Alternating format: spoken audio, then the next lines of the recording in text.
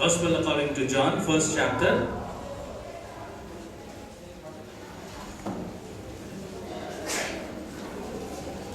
From 19th verse. We'll read from 19th verse.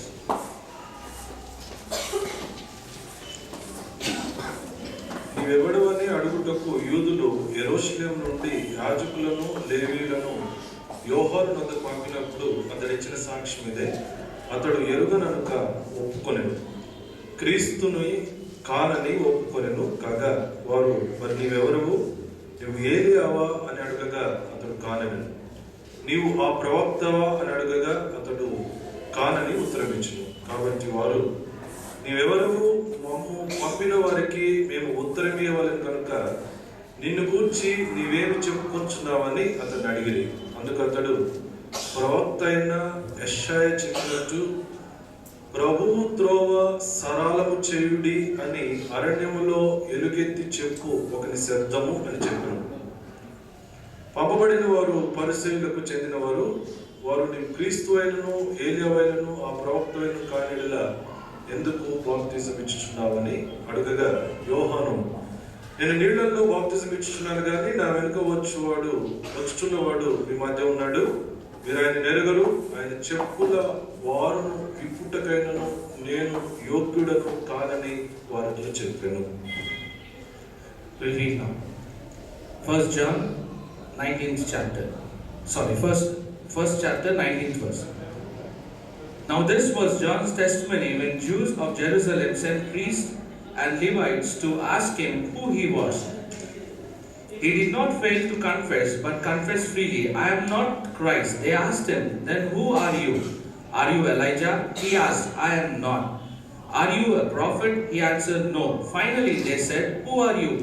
Give us an answer to take back to those who have sent us. What do you say about yourself? John replied in the words of Isaiah the prophet, I am the voice, the one calling in the desert, make straight the way for the Lord. Now some Pharisees whom have been sent questioned him, why then do you baptize if you are not the Christ or Elijah nor the prophet? I baptize with water, John replied, but among you stands one you do not know. He is the one who comes after me, the thongs of whose sandals I am not worthy to untie. ఇక్కడ రాయబడిన విషయాలలో యోహాన్ గురించి వాళ్ళు అడుగుతున్నారు, నీవెవరవు అని అడుగుతున్నారు. పంపబడిన వాళ్ళేమో పరిసయ్యులకి సద్దుకయ్యులకి చెందినవారు. There are some people who is coming and asking John the Baptist, who are you? And the people who have come were on behalf of the Pharisees and Sadducees. ఆయన చేస్తున్న పనిని బట్టి నువ్వు ప్రవక్తవై ఉంటావేమో అని అడుగుతూ ఉన్నారు. The work what John the Baptist was doing with the work, they are thinking, are you a prophet? లేకపోతే లేక ఒక సేవకునివా? And they are asking, are you a servant of God? లేక నువ్వు క్రీస్తువా? Are you Christ?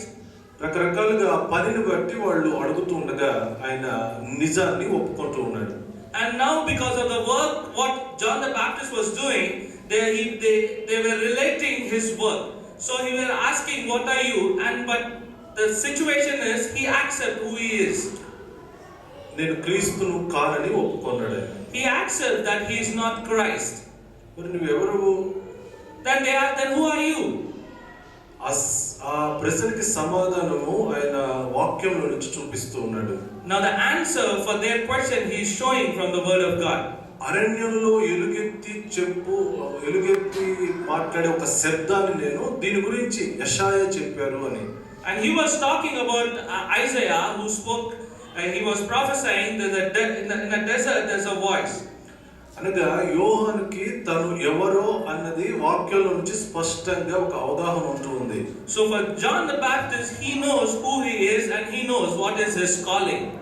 వాక్యంలో నుంచి ఎప్పుడైతే ఆయనకి అవగాహన ఉంటూ ఉందో ప్రతి సమస్యని ధైర్యంగా ఎదుర్కోగలడు. When we know from what is our calling and we know what is our responsibility, so from the problems what we say, what we face with the word, we can easily face them. అదే విధంగా మన జీవితాల్లో కూడా మనం ఎవరమై ఉన్నామో స్పష్టంగా మనకు తెలిసి ఉన్నప్పుడు అపవాది మనల్ని గెలవలేడు. Same like that, even in our our lives, if we know what we are, so Satan will definitely cannot overcome us. ఎప్పుడు యుద్ధము యేసయ్యకు కూడా ఇదే రకమైన యుద్ధంతో అపవాది వస్తూ ఉన్నాడు. Even to Jesus Christ, Satan comes with the same word. నువ్వు దేవుని కుమారుడు అయితే, if you are son of God, నువ్వు దేవుని కుమారుడు అయితే, if you are son of God, ఆయన బాప్తిజం పొంది బయటకు వచ్చిన తర్వాత 40 రోజులు ఆ అరణ్యంలో ఉన్న తర్వాత అపవాది ఈ విధంగా శోధిస్తూ ఉన్నాడు. Now after Christ being baptized and then after fasting for 40 days, now Satan is talking to Christ like this. బాప్తిజం పొందిన తర్వాత తండ్రి అయిన దేవుని స్వరం వినపడుతూ ఉంది. 40 రోజులు ఆయన అన్నము లేకుండా ఏ ఉపవాసం ఉండగలుగుతూ ఉన్నాడు. ఈ విషయాలన్నిటినీ అపవాదికి ఎత్తి చూపించట్లేదు. And now after baptizing, there's a voice coming out from the heaven. He is my son. And after, without food, he was fasting for 40 days. And later on, the voice comes like this. ఇవన్నీ విషయాలు బట్టి నేను దేవుని కుమారుడిని అని చెప్పట్లేదు ఆయన. He is not telling, have you not heard what all things has happened before during the time of baptism? Christ was not talking all those things. ఈ విధంగా రాయబడి ఉంది, ఈ విధంగా రాయబడి ఉంది. And Christ was facing Satan like this. It is written, it is written, it is written. అనగా ఆయన గురించి ఆయనకి స్పష్టమైన అవగాహన ఉంటుంది. So even Christ know what is he and what is his calling. అదే విధంగా మన జీవితాలలో బాప్తిజం పొందిన తర్వాత దేవుడు మనకి ఒక ప్రత్యేకమైన విషయాన్ని బయలుపరుస్తారు. And even in our lives also after baptism, God has purpose in our lives. అది తెలుసుకోవాల్సిన బాధ్యత మనదై ఉంది. And it is our responsibility to know our purpose. మన ఉద్యోగాన్ని బట్టి మనము ఇంజనీర్ అయితే ఇంజనీర్, డాక్టర్ అయితే డాక్టర్, లాయర్ లేక మేస్త్రి లేక కార్పెంటర్, ఈ విధాలను బట్టి కాదు కానీ మనం ఏమై ఉన్నామో వాక్యము ద్వారా మనకి స్పష్టంగా తెలిసి ఉండాలి. We were not known by our profession. It's not like we studied engineering, so we are engineer. We studied medicine, so we are doctors, or we do this labor work, so we are constructors. No, we have to know from the word what we are and what is our purpose. ఆ విధంగా ఎప్పుడైతే తెలుసుకుని ఉంటామో మన జీవితంలో అపవాదిని ఓడించడానికి చాలా సులభం అవుతుంది. When we know what are we, when we know the purpose, then we will be able to overcome and defeat Satan. ఆ తర్వాత రెండవదిగా and secondly,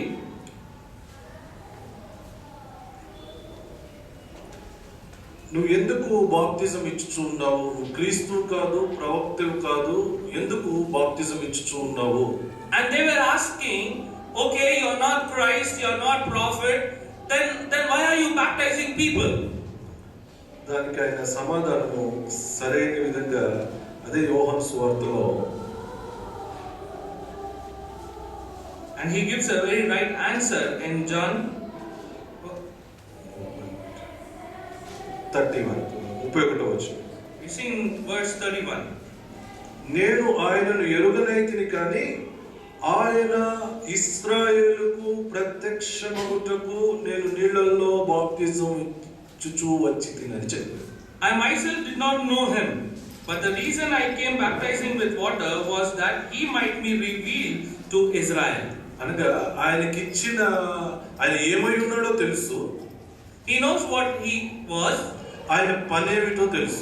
He know what is his work and purpose. మనం ఏమై ఉన్నామో తెలిస్తే, when we know what we are, మనం ఏమి చేస్తున్నామో అనే విషయంలో అవగాహన ఉంటుంది. and when we know what we are, and we'll definitely have an idea in what we are doing.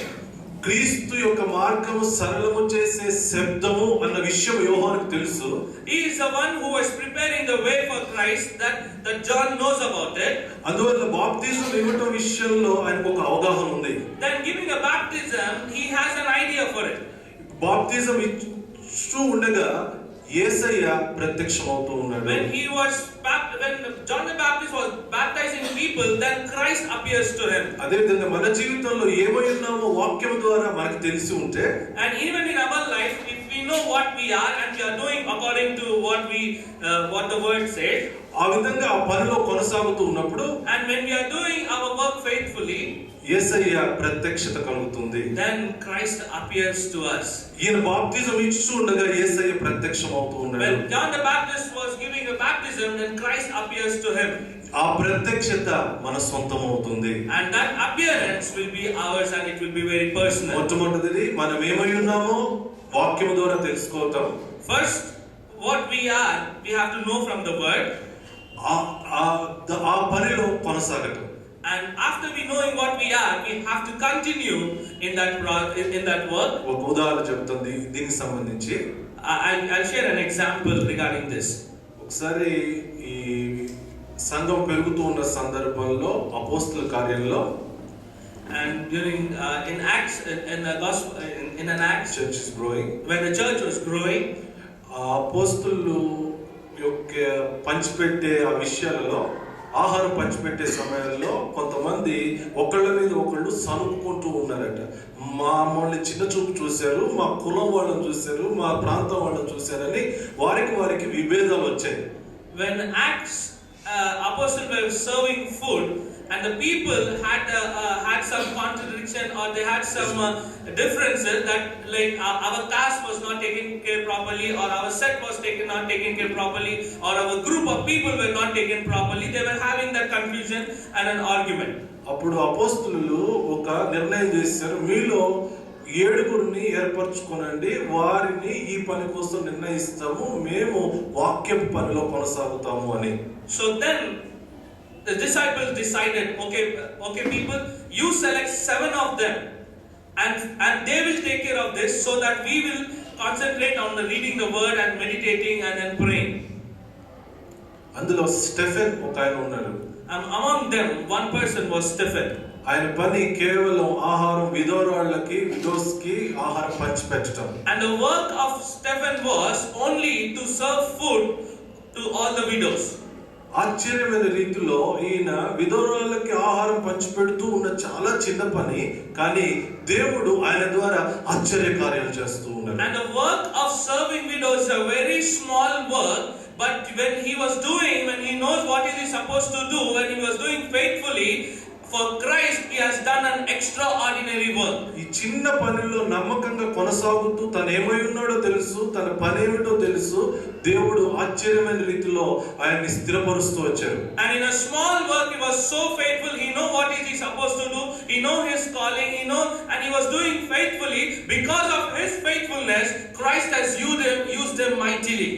అతన్ని ఎదిరించడానికి ఒక్కరికి కూడా జ్ఞానం లేనంత రీతిలో ఆయన్ని దేవుడు దీవిస్తూ ఉన్నాడు. And there were none to face the wisdom what Stephen has. వాళ్ళు ఇతని తేరి చూస్తుండగా దేవదూత వలె ఈయన ముఖం ప్రకాశిస్తూ ఉంది. And when people were staring at him, the people saw that his face was glowing like angel. First Yesayya తర్వాత మొట్టమొదటిసారిగా హతసాక్షి అయిన ఆయన Stephen. Now we could see in the whole Bible, after Christ, the first one to be martyred is Stephen. అంతకుముందు ఎవరు చనిపోలేదు. Before that no one died like that. కాబట్టి ఈ విషయాల్లో ఆయనకి ఒక అవగాహన వినిన విధానం లేదు. And he had never experienced about the sacrifice or the martyr what he has done. ఆయన చనిపోతుండగా యేసయ్య సింహాసనం మీద నుంచి లేచి నిలబడుతూ ఉన్నారు. And when Stephen was dying, honoring him, when Stephen was dying, he could see Christ standing up from his throne. That means Christ is honoring his work. ఇది ఎలా సంభవమైంది అంటే ఆయన ఏమై ఉన్నాడో తెలుసుకొని ఆ పనిలో కొనసాగుతుండగా దేవుని యొక్క సంతోషం వలన ఆయన పరిస్థితులన్నీ చాలా సులభంగా జయించగలిగాడు. And how can this is possible? Is he knows his calling, he knows his work, and when he was faithful to his work, and when he was doing it, and the Christ happiness, Christ was so happy, and all the problems were very easy. దీని గురించి మనకు తెలుస్తున్న విషయాలు ఎట్టి పరిస్థితుల్లో కూడా అది చిన్న విషయమైనా దేవుడు మనల్ని పిలిచినప్పుడు మన హృదయంలో సంతోషం ఉంటుంది. And one thing I want to tell you, if God calls you, it might be a small work also, but it will be so pleasing and we will be happy for it. ఇంకొకటి, సంఘములో మనం చేర్చబడిన తర్వాత ఖచ్చితంగా మనకి ఒక పని ఉంటుంది. And after we are in the family of a church, once we are a part of the church, we will definitely have something or the other work in the church. చైర్లు సరిగ్గా ఉంచటమే అవ్వచ్చు, మైకులు సరిచేయటం అవ్వచ్చు, ఎంత ఊడవడం అవ్వచ్చు, ఎంత చిన్నదైనా ఎంత పెద్దదైనా దేవుని యొక్క పిలుపు, దేవుని యొక్క విధానం మన పట్ల ఉంటుంది. Once you be a part of a church, it might be a laying chairs, or it might be cleaning floor, or it might be setting mic, it might be anything. Once you are a part of a church, you will definitely have something or other work. అది pastor మన నెత్తిని చేయబెట్టి చెప్పరు కానీ అది మనకు మనం తెలుసుకోవాల్సిన విషయం. So for all those things, pastor won't lay their hands and then say or dedicate you for that work. It is we have to offer ourselves voluntarily. ఎప్పుడైతే అది తెలుసుకుంటామో అప్పుడు మనం ఏ పనిలో ఉంటూ ఉన్నా సంతోషం పొందుతూ చేయగలం. So when we know that, no matter in whatever work we do, we will be very happy doing that work. Stephen అందరూ వ్యతిరేకంగా ఉన్న ఏమాత్రం కలవరం లేకుండా నిబ్బరంగా వారితో మాట్లాడుతూ వాళ్ళు చంపుతూ ఉండగా కూడా బిగ్గరగా అప్పటి వరకు ప్రభువా నా ఆత్మ నీకు అప్పగించుకుంటున్నాను, దర్శనం చూస్తున్నా అని చెప్పిన ఈయన మోకరించి బిగ్గరగా చెప్తున్నాడు, ప్రభువా ఈ పాపము వారి మీద మోపకము. Now imagine the situation, whole that society were planning and against Stephen to kill him right now there, and then he was testifying and then he was seeing the vision, but once he was about to die, when he knelt down and praying loudly telling Lord, let the mistake what they have done now, let it not come on them. ఇది చాలా సులభమైన విషయం కాదు, అనుకుంటే రాదు, లేకపోతే దాని గురించి ఆలోచిస్తే రాదు, కానీ వాక్యము ద్వారా మనం ఏమైనామో తెలుసుకొని మన పని ఏదో తెలుసుకొని వెళ్తూ ఉన్నప్పుడు ఈ ధైర్యము ఆటోమేటిక్ గా మనలో నుంచి వస్తుంది. And this act of offering ourselves to Lord, it will not come either by hearing or reading the book or by telling. When we do what God tells according to the word, and when we are faithful, that strength and that boldness comes from us. అదిగాక దేవుని యేసయ్య ప్రత్యక్షత నూతనంగా కలుగుతుంది. And the presence and the appearance of the Lord we will see newly. వీళ్ళందరూ యేసయ్య చనిపోయిన తర్వాత తిరిగి లేవటము, ఆయన మేఘాల మీద వెళ్ళటము, ఆయన ఆరోహణ అవడం చూచారు, కానీ సింహాసనం మీద ఆయన తండ్రి ఉండుగా ఈయన నిలబడి చూడటం అనేది స్టెఫెన్ మాత్రమే చూడగలిగారు. All people have seen the visions of ascending, all people have seen the throne, but only Stephen saw Christ standing up and then looking at him. మూడవదిగా third point, ఎప్పుడైతే ఆ ప్రత్యక్షత యోహానికి తెలుస్తుందో దాన్ని చెప్తూ ఉన్నాడు. 29వ వచనం, యోహాను సువార్త 1వ అధ్యాయము 29వ వచనం. మరునాడు యోహాను యేసు తన యొద్దకు రాగా చూచి, ఇదిగో లోకము పాపమును మోసుకొని పోవు దేవుని గొర్రెపిల్ల. And now in verse 29, the next day John saw Jesus coming toward him and said, look, the Lamb of God who takes away the sin of the world. చాలా ఇక్కడ మూడవదిగా మొట్టమొదట మనం ఏమైనామో తెలుసుకోవాలి వాక్యం ద్వారా. రెండవది ఆ పనిలో కొనసాగుతూ ఉండగా దేవుని ప్రత్యక్షత కలుగుతూ ఉంటుంది. మూడవది కలిగిన ప్రత్యక్షత పంచుకోవాలి. And first thing what we have seen is we have to know what we are according to the word, and two, we need to do faithfully, and three, what the vision what we got we need to share. చాలాసార్లు లోక పద్ధతి ప్రకారము మనము పంచుకుంటే మన తర్వాత వచ్చేవాడు పెరిగిపోతారు అన్న మైండ్ సెట్ ఉంటే పంచుకోం. Because of the world says, like, if you share what you have or if you give what you have, the next generation who are coming behind us, they will not inherit, or they will lack so many things. So most of the people will not share what they have. ఎప్పుడైతే పంచుకుంటామో వాళ్ళు మనకన్నా పెరిగిన దేవుడు మనల్ని మనకిచ్చిన బాధ్యతలో ఎప్పుడు వెనకల ఉంచరు. But one thing, even if we share or even if we don't have anything, but still, but God will never see that we lack nothing. దేవుడు ఏది ఇచ్చినా వేరే వాళ్ళకి పంచుకోవాలని ఇస్తారు. So whatever God gives to us, and the reason why God gives to us is to share. అపవాది ఏది ఇచ్చినా నీకు అని చెప్తూ ఉంటారు. But when Satan gives anything to you, he emphasizes that it is only for you, it is for you, it is for your family, and it is very personal. కానీ దేవుని యొక్క విధానం అనేకులకి మనం ఒక ఛానల్ గా ఉండటం అనేది దేవుని పద్ధతి. But God's plan and God's purpose is that we will be a blessing to many. యోహాను ఆ ప్రత్యక్షతని పంచుకుంటూ ఉన్నాడు. And John the Baptist is sharing the presence of the Lord. నాలుగవదిగా, and the fourth point, 35th verse, 35వ వచనం. మరునాడు మరలా యోహాను అతని శిష్యులలో ఇద్దరు నిలుచుండగా అతడు నడుచుచున్న యేసు వైపు చూచి, ఇదిగో దేవుని గొర్రెపిల్ల అని చెప్పెను. 35th verse. The next day John was there again with two of his disciples. When he saw Jesus passing by, he said, "Look, the Lamb of God." అంటే మనతో ప్రత్యక్షత పంచుకుంటూ ఉన్నాడు. నాలుగవది, మన దగ్గర లేకపోతే మన దగ్గర తయారవుతున్న వాళ్ళకు కూడా ఈ ప్రత్యక్షతని పంచుకోవాలి. And now we see another new thing what we learn from John the Baptist is, as he was training people and or his disciples, when Christ was passing by, he was testifying them like, see, he is a Lamb of God. So he is directing them to Christ.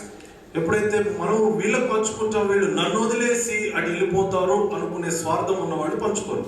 The people who are very selfish, the people who are very narrow-minded, they think that if we share about him, maybe these disciples will go and follow him. Then that's a very wrong attitude they have. ఎప్పుడైతే ఈ ప్రత్యక్షత పంచుకుంటూ ఉన్నారో అప్పటి వరకు యోహానును వెంబడించిన వాళ్ళు యోహాను మానేసి యేసుని వెంబడించడం ప్రారంభించారు. Till then John the Baptist was discipling some two people there, and when John has directed them to Christ, so the disciples of John left John and then started following Christ. ఇక్కడ వరకు బాప్తిజం ఇచ్చే యోహాను చాలా correct గా చేశారు. Till then what John the Baptist has done a very great nice job.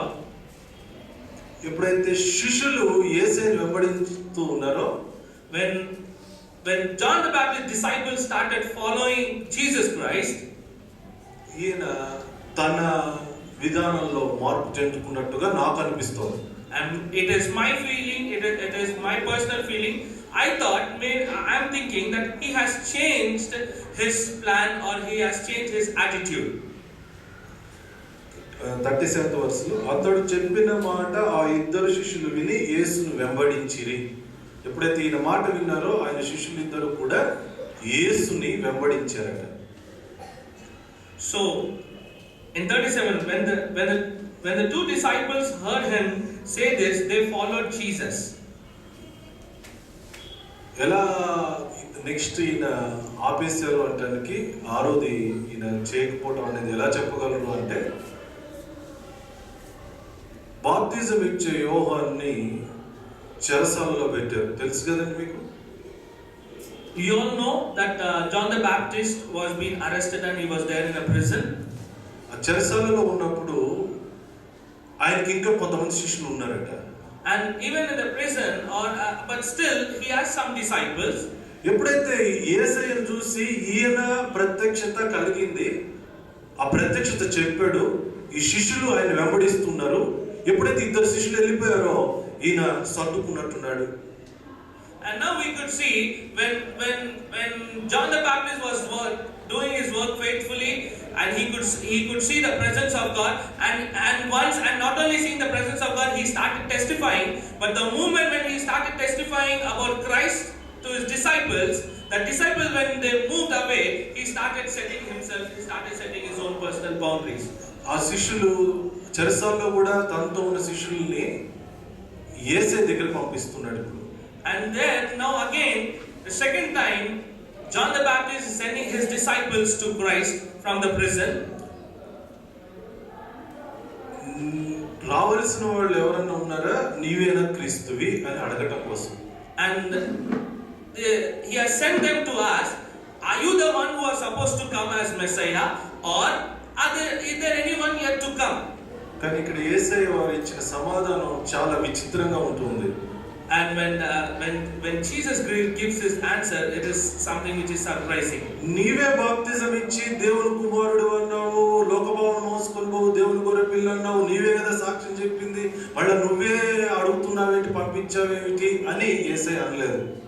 Now Christ never said that you are the one who testified, you are the one who told I'm unworthy to untie the sandal.